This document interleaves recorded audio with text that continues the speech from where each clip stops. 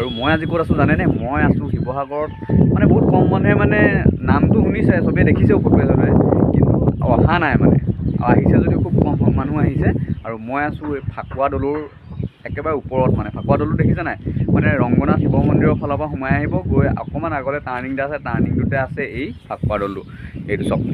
আৰু মই অলপ ওপৰত উঠি দেখাইছিলোঁ, বহুত ওখ মানে। এইফালে চাওক, এনেকুৱা চবফালে এনেকৈ চিৰি আছে চব, এইবোৰ চাওক এনেকুৱা মানে চিৰি আছে। চাৰিওফালে চাৰিটা চিৰি আছে, এটা এইটো, এটা সেইফালে আছে, আৰু এটা এইফালে আছে, আৰু এটা সেই অলপ আগত আছে। দেখিলে আপোনালোকে কেতিয়াবা আহিব। আমাৰ ৰজাদিনীয়া বস্তু বহুত আছে, কিন্তু বহুত এতিয়া লুকাই গৈছে কিছুমান। আৰু আছে আপোনাৰ লাই থেপেনা, যোনটো মৈদাম, লাই থেপেনা মৈদামটো মাদুৰিত আছে, সেইটো দেখামগৈ। গতিকে ভাল লাগিলে লাইক এটা কৰি দিব আৰু নিজৰ বুলি। থেংক ইউ, ধন্যবাদ। নিপেন শিৱসাগৰ।